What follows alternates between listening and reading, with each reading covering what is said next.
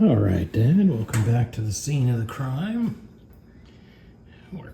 Been working on the front of these floors. I fabricated that flange. I think it's in the final location. Not 100% sure of that. I also spent a fair amount of time just trying to get that corner right. Still not perfect, it's just tacked in. So I'm gonna probably break a few tacks there and just get that to my satisfaction, but that looks like it's in a pretty decent spot. I had taken out the rear closer there. That goes there. Yeah, everything seems to be in a reasonable place. So as soon as I get that corner finished, then I think I'll be satisfied with where the front is and my ability to lock things down here so that I can then take out the inner sill. And so once I get that ready, I think probably before I will do that, I will fabricate these repair pieces for the A and the B pillar. And then once I've got that and I'm happy that those fit where they ought to fit, I'll probably tack them in and then cut out the rear, break the spot welds, and then that inner sill so it should come out, and then I can test fit the replacement. So make progress and making a mess. I've cleaned up several times. I hate walking on grinder dust. It drives me crazy. So every once in a while I just have to stop, sweep, clean, and then mess it all up again. But anyways, that's part of making progress. So I'll keep you on board. All right, Dad, here, starting making this repair piece for the B post. I just use old cereal boxes and sort of make some measurements and make sure everything looks okay. Ultimately, you just get a outside measure of all of these. There's a lot of material thickness here, so when you bend it, if I keep the paper on the outside part, which is how I measured it, then I should get a faithful copy when it's all said and done. So there it is, and now is the time to cut that out. My throatless shear can just handle 14 gauge, so and I can get a couple of bends on my bender machine when they're short. So I can get a couple of bends, and the rest I end up doing on my vise. All right, take you along. Okay, Dad. I've fabricated a first repair piece here for this lower part of the B post. It's 14 gauge. Done the same here for the A post, just a little bit more of a complex shape. There's a sort of a curvature that comes along here. There's really no reference point in the back, at least for the bottom part. I don't think it matters too much as long as it just doesn't interfere with the outer sill and the fender. But I'll try to draw a smooth curve through that. I gave myself plenty of extra for the trim, and I think that's about what I'm going to do. That's very pitted on the inside in here, below the hinge, so I'm going to make a cut across up to here and then over. I had to fabricate all of this parts down here and slowly grinding away what's holding that A post to the inner sill. So as I do more and more of this, it's just starting to get weaker and weaker.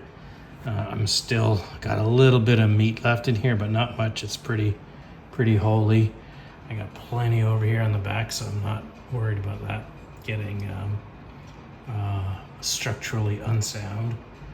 I think the only other place other than here, there's a spot, there's a big glob of weld back here, and there's some spot welding across the back there. And I think I've got most of the, there's a few seam welds that are on the inside of this, but I've got most of those cut away. Floor sits sort of where it needs to be. I think once I've done a little bit more here this evening on that A post, I'll come in here and I'll mark where I'll mark where this toe repair is going to sit, and then I'll mark across here where the front of the floor needs to be trimmed.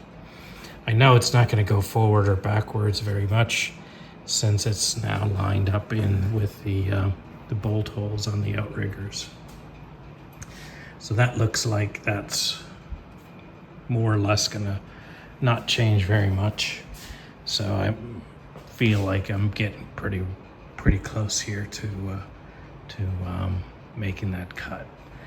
So I think I'll probably, when I make the cut, for example here, I'll make the cut across here. I'll cut that out, and then I will put the replacement back on, make sure that it's, you know, fitting reasonably well to the inner sill. I'll do the same here, tack weld them in, and then I'll pull the sill off and put the new one in. The last time, if you remember, I had a fair amount of in-out problems with the width of the replacement inner sill relative to this one. Managed to work it out, but it took quite a bit of fiddling. So, but I think I'm moving along pretty good here. Yeah, I think so. The next time I bring you along, I think I'll probably have those lower parts cut and fit and probably tack welded in. I'll show you where I'm at there. This one still has a little bit more fiddling to do with getting the shape just right, but I think I'm done with that for now. All right, I'll keep bringing you along. All right, Dad, decided I wanted one more piece here to point of reference for before I take off the old sill. So I cut out that all rusted bit. I know that this is supposed to be sort of flat, and so I can just make sure that it's level all the way down, and that lines up with the front of that inner sill. So I cut that off. I've been fabricating a replacement, and I've tried a couple different things, but what looks like it's going to work best is I just use a piece of cardboard to try to get a rough outline for what that looks like. And then I just use my bead roller to draw a line from about, there to here, which corresponds to about here to there. That's where it starts to bend outwards. And so then I just started to bend it over, just a piece of rod, and get the shape that I wanted.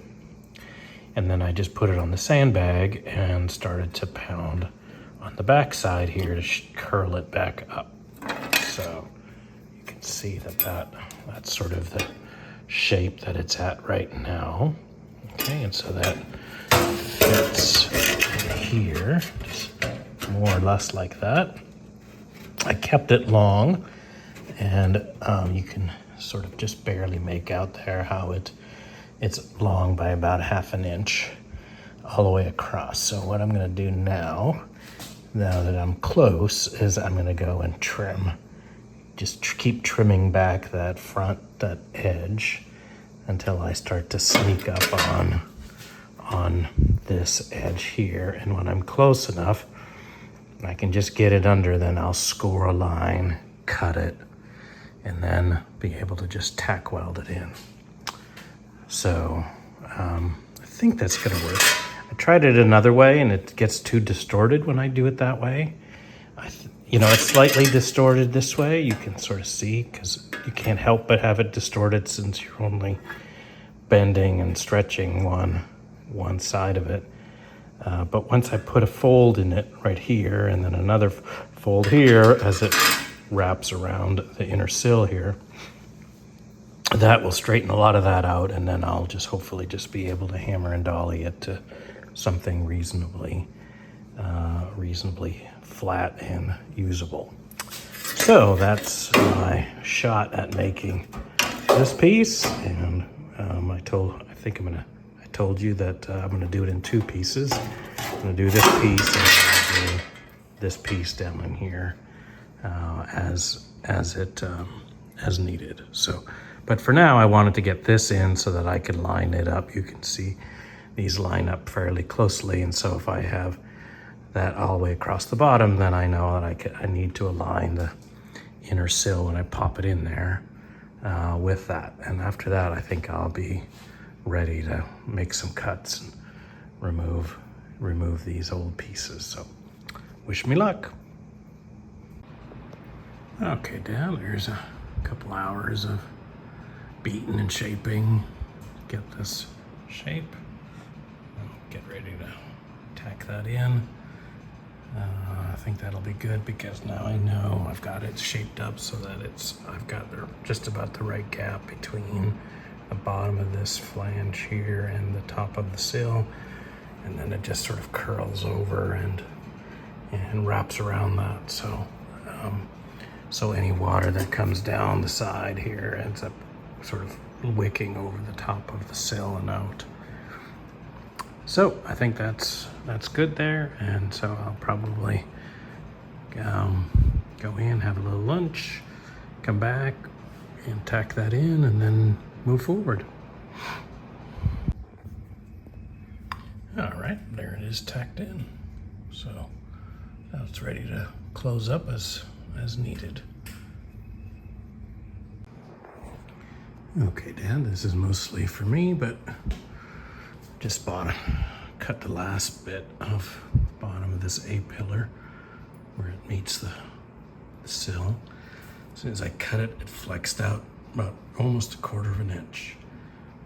And so you can see to take that from 89.1 to 90, which where it was before, I gotta get that all the way back in there. Right, so I've got it braced. I got the car brace sort of in the center there. I've got a brace across here. I've also got a brace tack welded in to hold the front of the footwell onto the lift. And so I'm held pretty good, but you can clearly see that there's a force that wants to pull that out. So I need to get that back in and get it back to 90 degrees. All right, Dad, cut off the little part of this B post. Let's see, here's the one I fabricated last week. Go in there, it looks just fine. And I just have a little tweaking to do to get that to fit just right. But most important part, show it at the same time. Most important part was generating a profile where from the cut that I had, the angle of this outer skin, I could generate a profile for what the bottom needed to look like. Because ultimately that's the outermost shape that's the most important here on this B pillar, because it mounts this way and then the outer skin mounts to this lower part of this support. So it needs to have the right profile, otherwise the skin will be off, then the outer sill will be off, and so that was quite handy in being able to make sure that I had that right. So when it was all said and done, and I measured that, I actually had a little bit too much. It was a little too proud down low.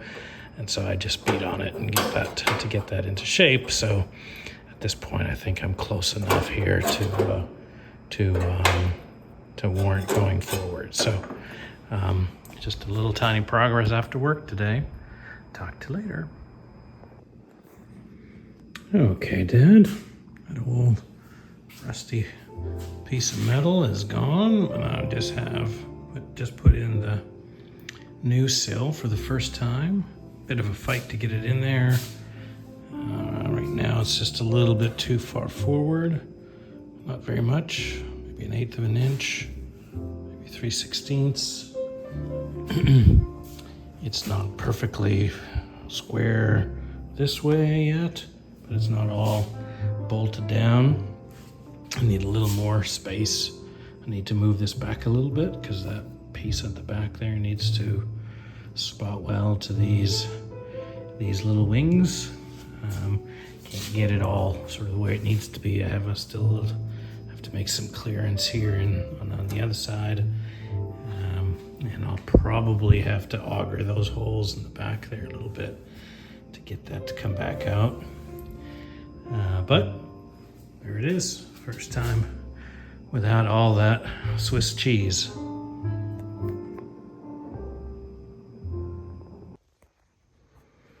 Okay, Dad, where to start? Put a little work in here trying to fit this floor. It's a bit of a jigsaw puzzle to get it all in. So I've got the toe board repair completed, or at least fabricated. I just got that cleat into place. That holds it nicely. It's necessary to actually, at this stage, have it just removable so I can get everything in and out. Right now I can't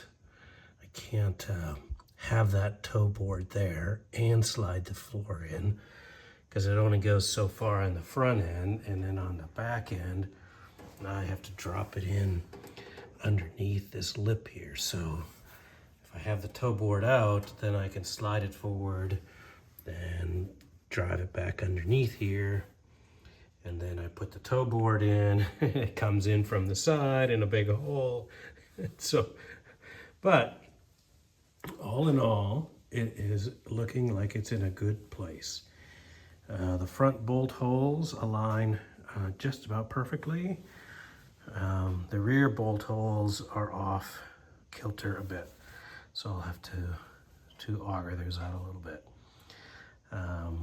But overall, I've got the sill in a good place. It's a good place front and back here.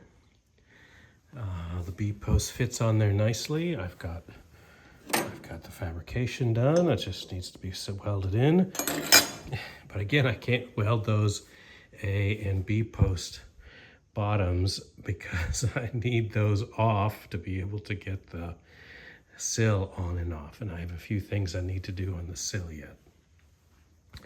One of the things I did on the other side, so these sills are spot welded every 4 inches or so. So I'm going to go in and put a spot weld or two just all the way across just to strengthen that. Give me as much support as possible. And then I've got that lower part finished. I'm glad I left this unfinished because I need that to get stuff in and out. So it's a bit, like I said, tricky timing. But I'm pretty happy with where things are right now. And so this is going to take me close to the end of the work that I'm going to do in this round. The weather has finally turned nice and drivable. So I'm going to go get the purple car, and so I can enjoy it this fall. Problem, of course, is this work creates so much dust and grinder dust and such that I don't want to bring a new paint job into this shop. So I'm going to finish this up, tidy up, put all this stuff away, do a lot of cleaning because there's grinder dust and everywhere. And I'm going to clean the shop this weekend and bring the purple car back. And so start getting out and enjoying it in this beginning of fall. So I'm going to end this video here. The sill won't be completed probably until it's cold and too too cold to drive this winter, and then I'll come back and complete that and do the other things that are necessary. But I'm pretty happy with how this push went. And yeah, I think we're in a good place. All right, well, Dad, I talk to you soon. I'll talk to you probably this afternoon. I'll give you a call. But for now, I'm going to go inside and start putting this video together and start cleaning and putting stuff away. Take care. Love ya. Bye.